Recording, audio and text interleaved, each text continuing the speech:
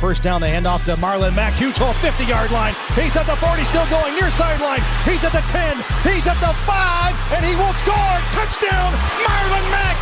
Touchdown, I-N-D-Y.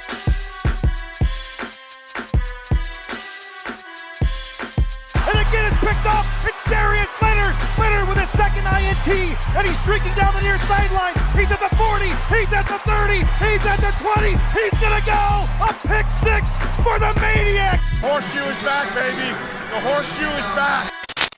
What is going on, Colts Nation? Welcome back to another episode of the Bring the Juice Colts podcast. With the Indianapolis Colts sit at 9-4 right now. They head home after a 2-game road standing to face division rival Houston again for the second time this season. Houston comes in, losers of 2 straight, sit at a record of 4-9 right now.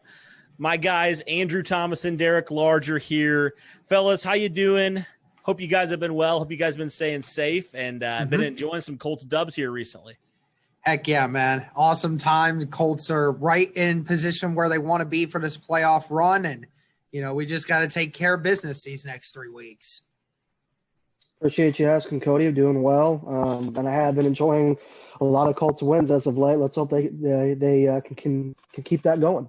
Absolutely. Yeah, these next 3 games are going to be so important for the Colts moving forward to potentially – could potentially go as high as, I know it's pretty much a long stretch, but I think the 2 seed, if Pittsburgh continues to do this downslide, but certainly have a chance at the division nonetheless. Let's get into this game, fellas. Let's start here with the Colts offense. So Colts offense comes in right now averaging about 376.7 yards per game. That's good for 9th in the league.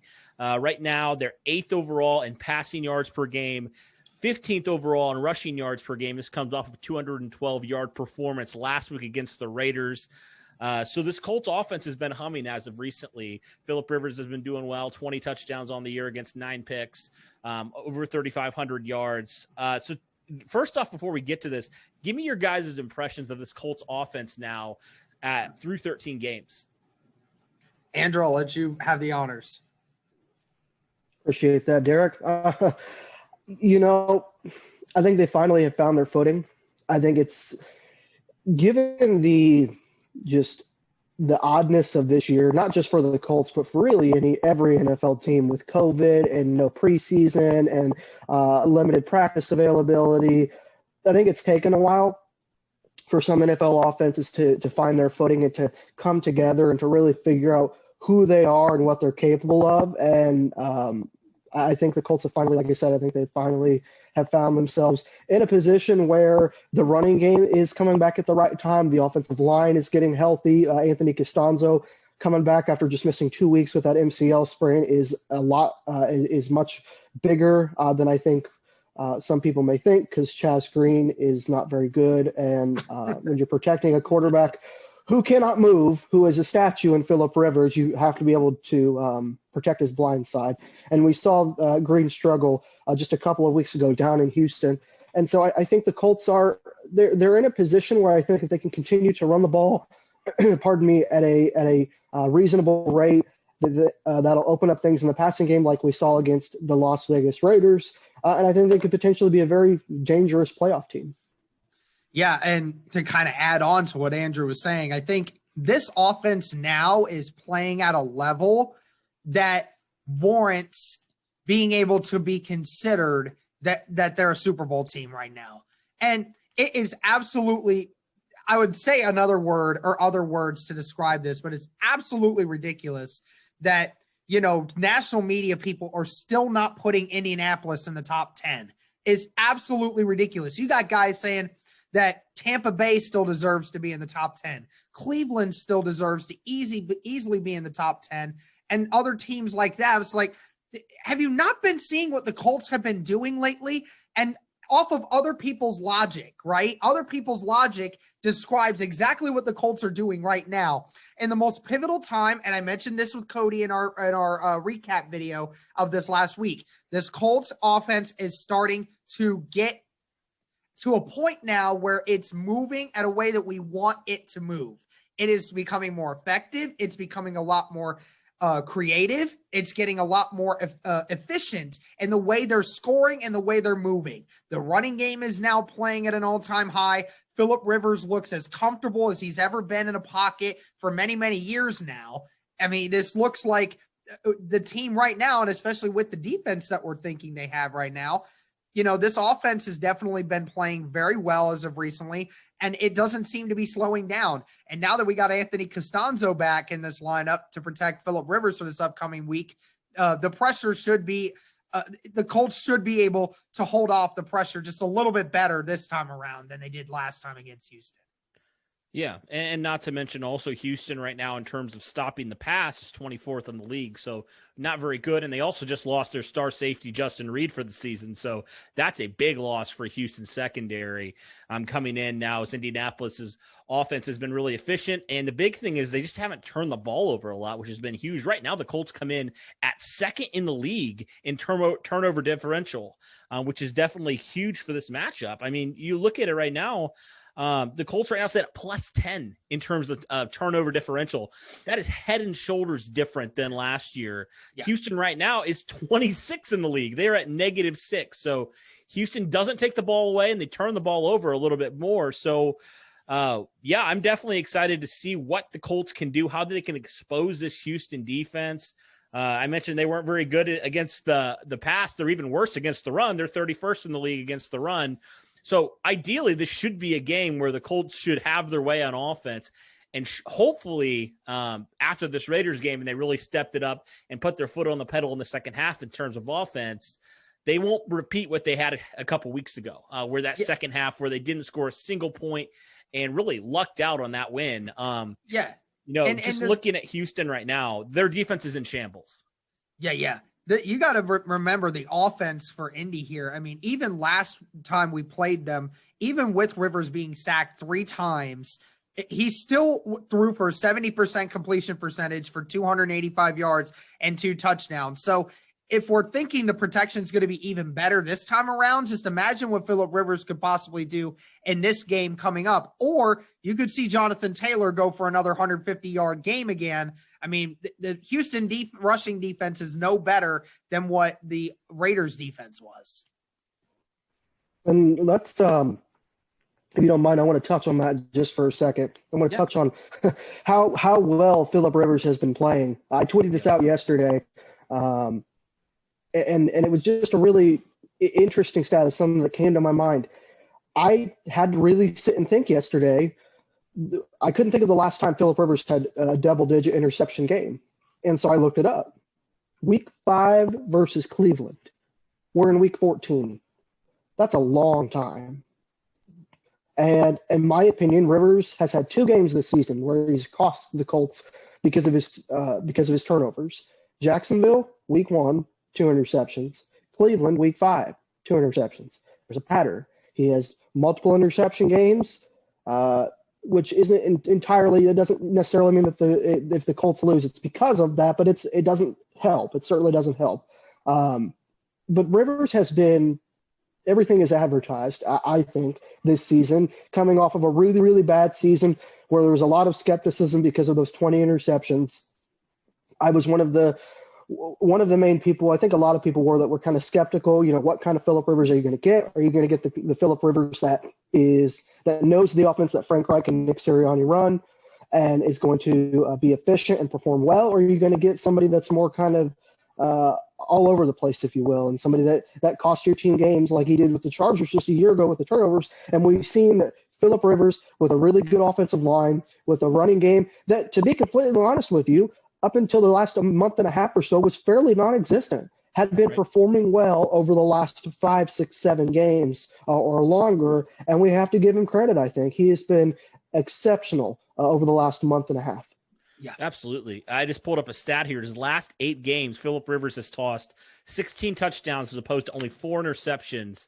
So credit him. The last 8 games, he's been fantastic for Indianapolis. And that's not even counting, and that's also including, that kind of bizarre thing they ruled an interception in that Ravens game, the one that was tipped up in the air and intercepted. So really, you take those 2 away, He's only thrown 2 interceptions in the last 8 games, so that's definitely huge. Phillip Rivers has been great for this offense, really been efficient, and he just hasn't turned the ball over, and that's huge for what the Colts want to be moving forward.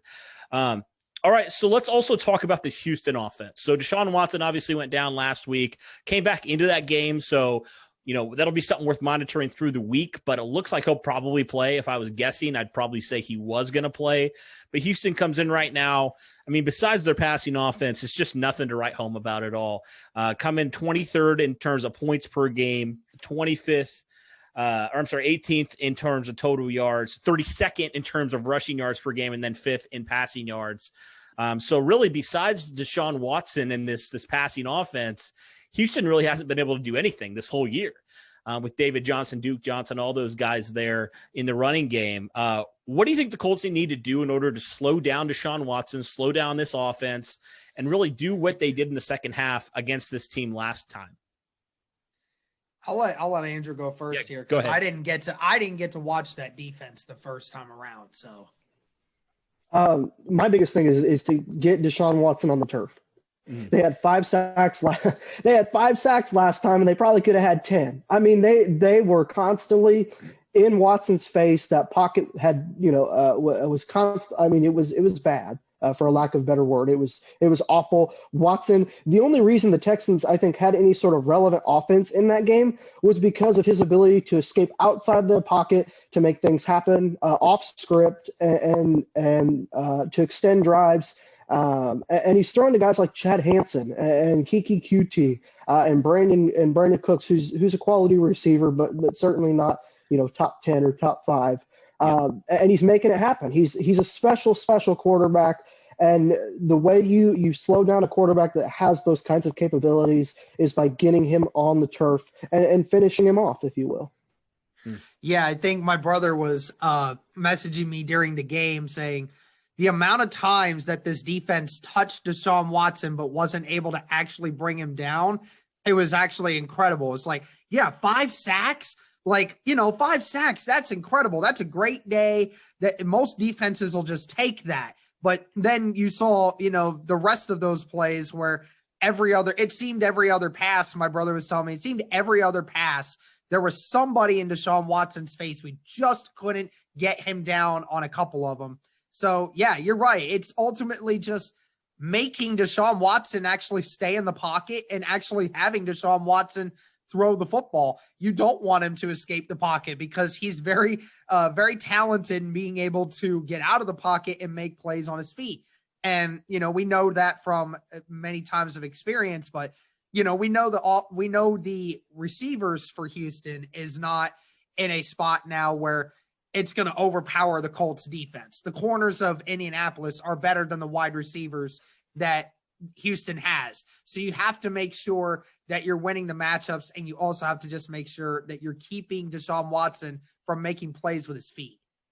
Yeah, we all know the type of player Deshaun Watson is. Even in that last game, it's like with basically no offensive line, Deshaun Watson was able to make some pretty spectacular plays, and that's why I would consider him top 10, top 5 quarterback in the league. He can just do that despite, very Andrew Luck-like, right? Despite really nothing around you, you can make things out of nothing and make players that off the street really look like superstars. So definitely, he's definitely the one guy you got to focus on. Contain him, make him stay in the pocket, get some pressure on him, put him on the ground early, get him off a rhythm. I think if you can do that, because like I said, Houston's not running the ball very well at all. They're averaging 86 yards per game. I don't think the Colts have allowed that besides Derrick Henry in a game for a long time. So overall, I feel like the Colts, on paper at least, have a really high advantage over Houston in this game. I mean, the records speak for themselves right now. Houston's lost 2 in a row. They just got absolutely trounced this past week again by Chicago, who the Colts obviously beat earlier in the season. And the Colts just hung 44 points on the Raiders. And something I didn't mention is Houston's defense is allowing about 27 points per game, about 25th in the league. So seems like it's the signs are the Colts are going to score probably over 30 points in this game. If I was a betting man, just based off of the stats that Houston has. But this potentially could be a trap game, though. That's something that I just have to make sure we're watching for, because Houston has nothing to play for. They were just officially eliminated from the playoffs. So All they have to play for now is pride at this point in draft position. So I feel like the type of competitor that Deshaun Watson is, he's just not going to let Houston just sit down and just let the Colts trounce over them. All these games against Deshaun Watson are always pretty tightly contested games. So I think the Colts can't afford. They just had a great victory against the Raiders, a game they struggled last year against them. They kind of got over that a little bit. They cannot afford to let their foot off the gas against Houston, because if Deshaun Watson's able to do what he's able to do, this game could be a lot closer than potentially should be in this game. Another bit of news that I think is noteworthy: Rigoberto Sanchez, a Colts punter who just had surgery a couple weeks ago for that cancerous, I believe it was a tumor found in him. He is potentially coming back to practice this week, which is absolutely huge. I don't know if that'll necessarily mean that he will play in this game, but that's definitely really good news. But, even if he doesn't play in this game, one guy we haven't talked about enough, and I feel like he's done a really phenomenal job, is Ryan Allen, the replacement punter. I've really liked what he's done overall from a punter standpoint for the Colts. I mean, you can obviously tell a little bit of the drop-off, but really I think Ryan Allen's replaced him very admirably. What is your guys' take, Ben, of Ryan Allen so far? And potentially if Rigoberto Sanchez can come back this week, how huge is that? Yeah, I mean, Ryan Allen's actually not had much of a chance to actually be used, these last couple weeks. I don't know how many times we punted against Houston the first time, but I know against the Raiders, we only punted once. So, right. Not many times to get to use it, but, Ryan Allen's definitely been a trooper. He's definitely had a good leg, has not made any costly punts like what we saw with the Titans the first time around when we played them. So Ryan Allen's definitely been consistent. He's been good. So it's all you can really ask for in your replacement. And if Rigoberto Sanchez does come back, that's incredible. First off, like, to beat off of having a cancerous tumor in you just 3 weeks ago and now saying, oh, okay, well, I'm back. I'm ready to play some football again. I mean, that's incredible. I know that obviously he's not had a lot of the regular medical treatment that they would give somebody that was further along, but nevertheless, it's still a great story to see that, he's had that happen to him, and less than a month later, hey, I'm back and wanting to be with my brothers again. So it's really good to see. Yeah, I agree with everything you just said, Derek. I think Ryan Allen's been a nice fill-in, pardon me, for Sanchez. God bless him and his family, and I hope that he continues to heal and to progress health-wise as we move forward. And as you said, I think it's extremely impressive that he's able to potentially come back and play just 3 weeks removed from surgery for that cancerous tumor. So kudos to him, for wanting to come back and potentially perform, like you said, with his teammates, for his team, knowing how important of a piece he really is. One of the better punters in the league. I don't think that is often talked about. You talk about punting, you talk about field position, how that could change things in a game rather quickly. And Sanchez has certainly been one of the better punters for the last couple of years. And it should be as Cody said earlier, it's something to monitor this week. Maybe he'll be able to come back and play. And I think it would be a big help for the Colts. Absolutely. All right, guys. Last thing we're going to do here, our score predictions. We always do this in our previews. Score prediction time. Andrew, I'll let you go first.